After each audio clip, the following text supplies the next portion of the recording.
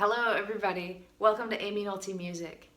Hey, my last video was a Killing Me Softly piano tutorial, and I do appreciate all the jokes about actually killing somebody softly. Thank you for those.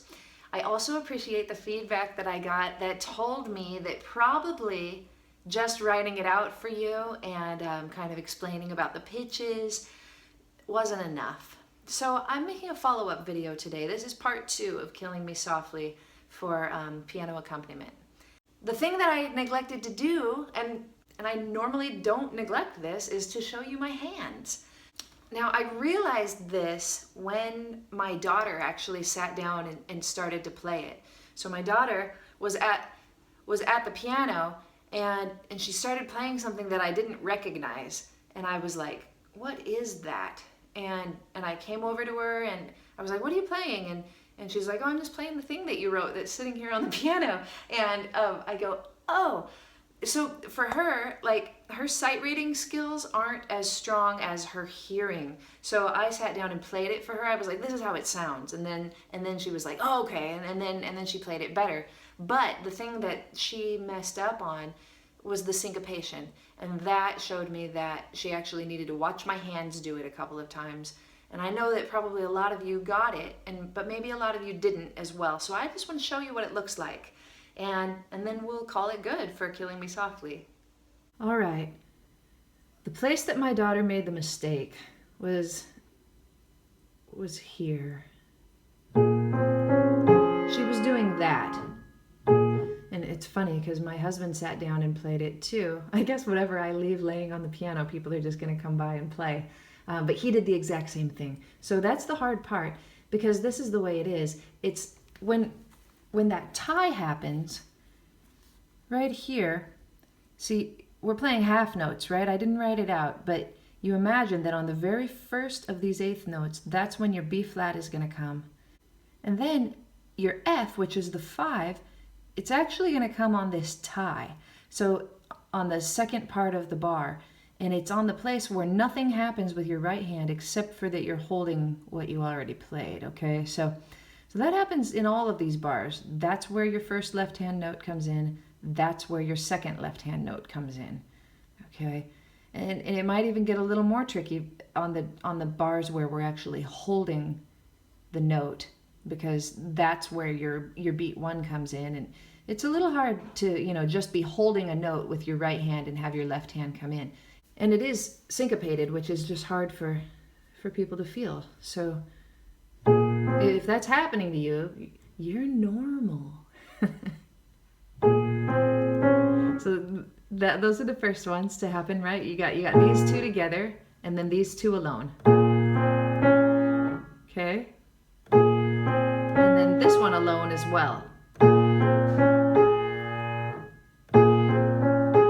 And here we go with the next part. You're just going to add that one, okay? And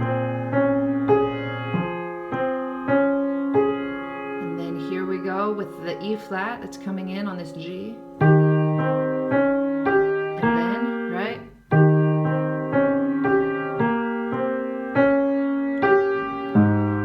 So that's the second bar I was talking about, where the beat 1 is going to happen after you're already holding the and of 4.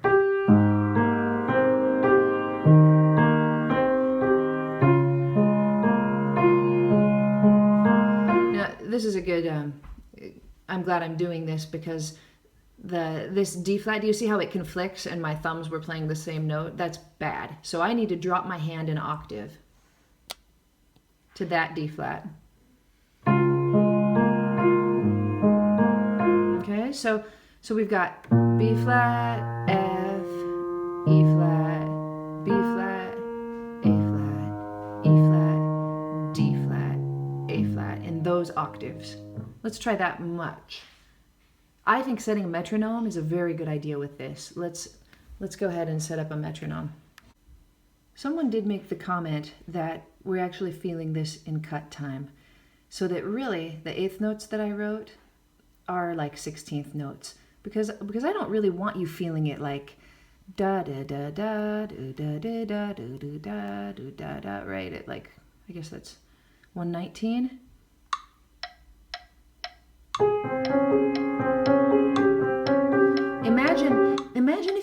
dance with somebody, if you grabbed yourself a partner and started moving your feet to this music, like, you know, like you're slow dancing, would your feet be going ba, ba, ba, ba? No, they would not. They'd be going ba, ba, ba, ba.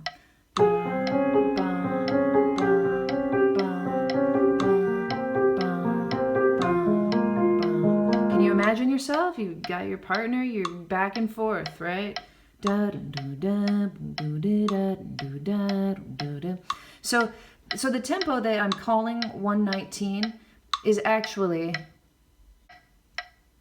bum, bum, bum, bum, bum, 60. Hey,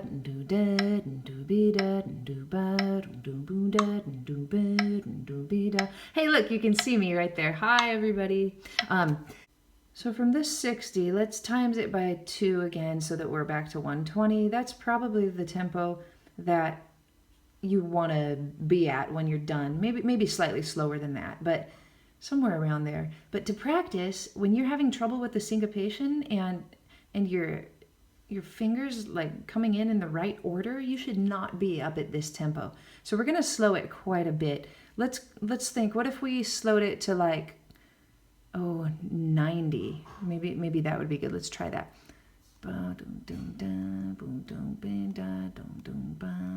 There we go, 90. Let's see how that sounds.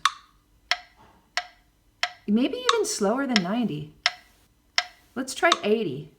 Now this is like their eighth notes again. So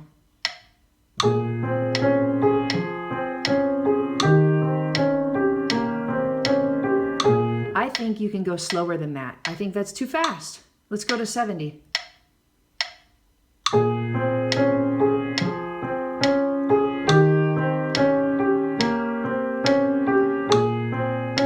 Until this is comfortable for you, you should not go any faster than 70 beats per minute.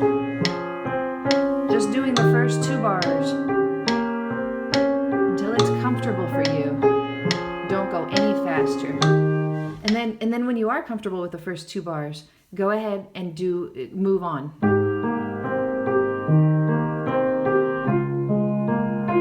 I don't even think 70 is as slow as maybe you need to go. Maybe you need to go all the way like to 60 and just super slow. Let's see how that would sound. 2, 3, yeah, this is probably good. It gives you plenty of time to think.